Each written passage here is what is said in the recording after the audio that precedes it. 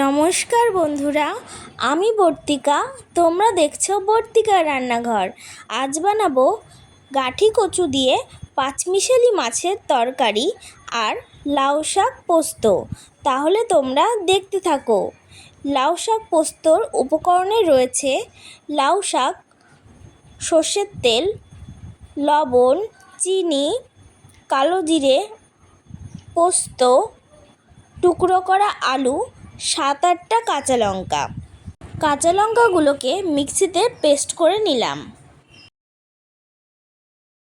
কড়াইতে সর্ষের তেল দিয়ে কালো জিরে ফোড়নে দিয়ে দিলাম।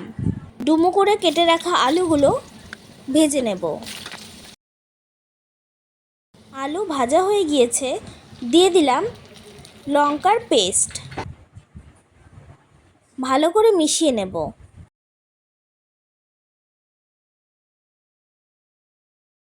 হাফ চামচ লবণ দিয়ে দিলাম। মশলা থেকে তেল ছেড়ে আসলে দিয়ে দিলাম আগে থেকে কেটে রাখা লাউ শাকগুলো। ভালো করে মিশিয়ে পরিমাণ মতো জল দিয়ে দিলাম। আবারও কিছুক্ষণ নাড়াচাড়া করে 10-15 মিনিটের জন্য ঢাকা দিয়ে দেব। 10-15 মিনিট পর সব কিছু ভালো করে সেদ্ধ হয়ে গিয়েছে কিনা একবার দেখে নেব। এবার দিয়ে দিলাম পোস্ত বাটা।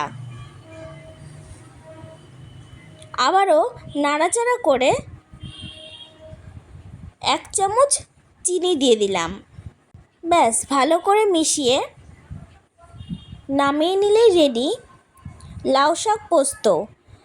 একদম নিরামিষ একটি রেসিপি। অবশ্যই তোমরা নিরামিষের দিন একবার ট্রাই করে দেখো। এবার বানাবো গাঠি কচু দিয়ে পাঁচমিশালি মাছের তরকারি। উপকরণে রয়েছে পাঁচমিশালি মাছ, সর্ষের তেল, লবণ, হলুদ, গোটা জিরে, কাঁচা লঙ্কা, জিরে বাটা আর গাঠি কচু। আমি এখানে গাঠি কচুটাকে সেদ্ধ করে খোসা ছাড়িয়ে নিয়েছি। কড়াইতে সর্ষের তেল দিয়ে দেব।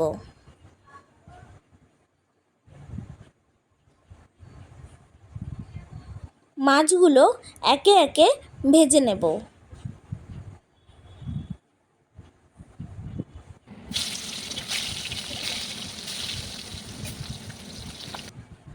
সব মাছ ভাজা হয়ে গেছে।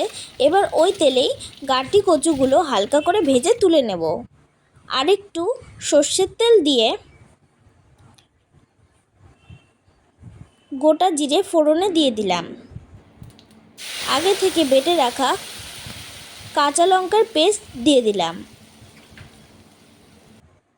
ভালো করে মিশিয়ে 1 চামচ হলুদ ও 1 চামচ লবণ দিয়ে দিলাম। ভালো করে মিশিয়ে তেল ছেড়ে আসলে আগে থেকে ভেজে রাখা গাঠি কচুগুলো দিয়ে আবারও ভালো করে মিশিয়ে নেব।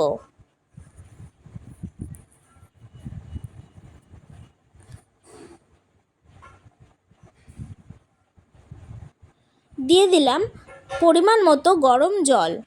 ঢাকা দিয়ে দেব 5 মিনিটের জন্য। ঝোল ফুটে গেছে। ভেজে রাখা মাছগুলো দিয়ে দিলাম।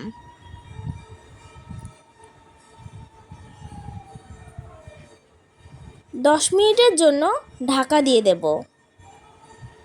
10 মিনিট পর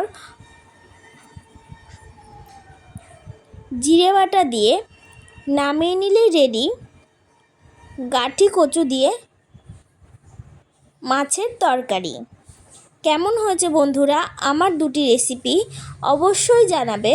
আর ভালো লাগলে আমার চ্যানেলটিকে লাইক, কমেন্ট, শেয়ার এবং সাবস্ক্রাইব করতে ভুলো না। আর অবশ্যই দুটি রেসিপি বাড়িতে একবার ট্রাই করে দেখো, ভীষণ ভালো লাগবে। আজকের মতো টাটা।